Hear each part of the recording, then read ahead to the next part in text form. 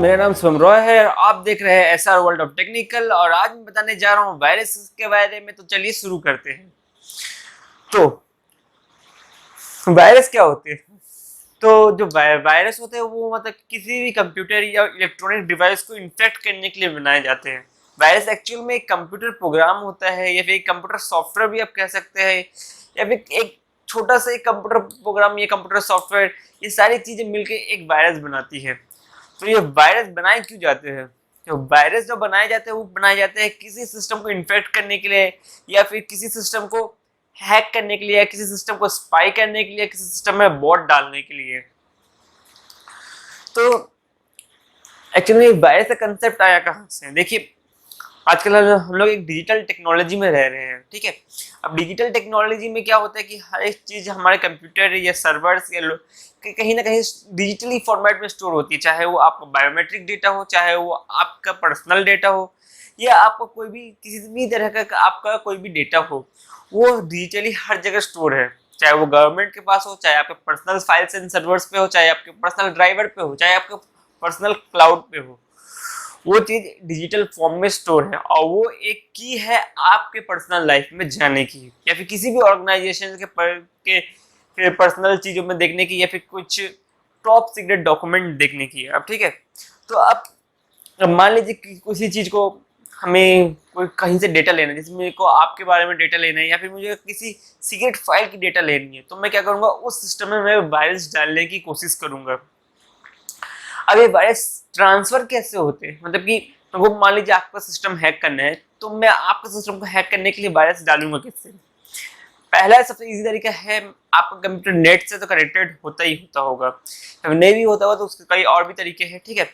तो आपका कंप्यूटर जब भी नेट से कनेक्टेड होगा या होगा, तो उससे थ्रू मैं वायरस डाल सकता हूँ। हो सकता है कि आप मान लीजिए आप पब्लिक वाईफाई का यूज कर रहे हैं, ठीक है। आप ये चीज कई बार आपने सुनी होगी कि आप पब्लिक वाईफाई में ट्रांजेक्शन ना करें।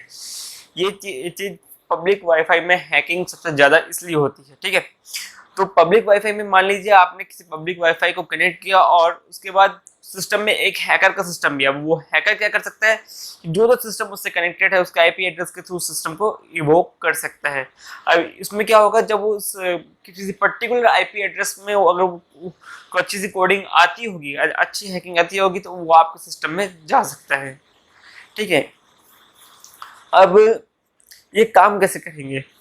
तो पहली बात जो है, हमारे अगर हम लोग साइबर सिक्योरिटी की तरफ से देखें, तो सबसे पहले तो मैं आपको मेल भेज सकता हूँ, कि स्पैम मेल में भेज सकता हूँ। हो सकता है कि आपका जीमेल या फिर कोई भी ईमेल जो आपके पास, जो आपका भी ईमेल आईडी जिसमें भी हो, जिस भी कंपनी के पास हो सकता है वो स्पैम मेल को वो देख ही ना सके, और उसमें एक वायरस, न्यूड वायरस छुपा हुआ हो, जो कि आपके सिस्टम में इंस्टॉल हो जाए बिना आपके परमिशन के, ठीक है। अब बिना आपके परमिशन के इंस्टॉल हो जाएगा, तो उसमें क्या होगा, हो सकता है वायरस किसी भी टाइप का हो सकता है वो फाइल इन्फेक्टर हो, आपके फाइल्स को डिलीट कर दे, या फिर उस फाइल की मल्टीपल कॉपीज बना दे जिससे कि सिस्टम स्लो हो जाए, या फिर वो उस मेमोरी को करप्ट कर दे, या फिर वो कुछ कुछ ऐसा एनोइंग चीज क्रिएट करे जिससे कि आपका सिस्टम में तो क्रैश हो जाएगा, या तो आपके सिस्टम की सारी डेटा दूसरे सिस्टम में चली जाएंगी। ये दो कारण होते हैं हैकिंग के, और यह हैकिंग भी वायरस के थ्रू ही हो सकती है। अब ये काम कैसे करते हैं? तो जैसे मान लीजिए मैंने एक छोटा सा वायरस बनाया, वो मैंने ईमेल के थ्रू आपको भेज दिया। अब जब आप उस ईमेल को खोलेंगे, मैं इसमें डाउनलोड करने की बात नहीं कर रहा हूँ, आप सिर्फ उस ईमेल को खोलेंगे तो भी आपका सिस्टम हैक हो सकता है, या फिर आपका सिस्टम वायरस से इन्फेक्टेड हो सकता है, ठीक है।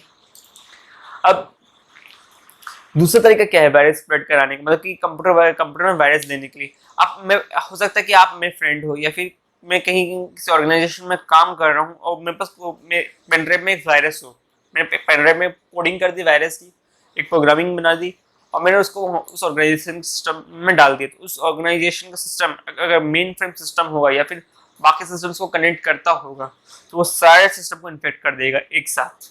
ये बात ध्यान में रखने वाली होती है कि अगर मान लीजिए मेन फ्रेम सिस्टम है, तो वो सारे सिस्टम को एक साथ वो जो है वायरस इन्फेक्ट करा सकता है, ठीक है। ये तो हो गई ईमेल और पेनड्राइव से वायरस फैलने की बात।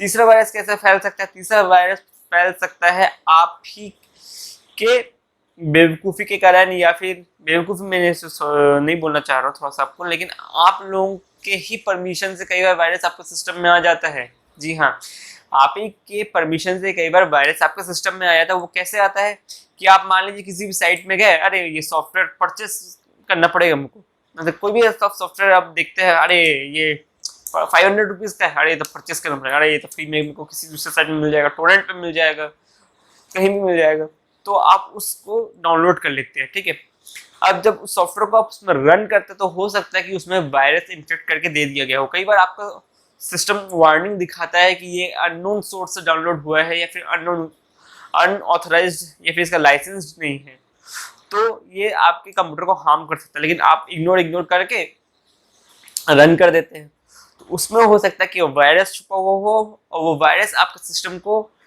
हैक कर ले, या फिर आपके सिस्टम में एक ऐसा बॉट डाल दे जो कि आपके सिस्टम की स्पाई करे। मान लीजिए जब आप ट्रांजैक्शन करेंगे, बैंकिंग ट्रांजैक्शन जब आप करेंगे, तो वो बॉट वायरस जो है आपके सारे डिटेल दूसरे सिस्टम में भेज सकता है।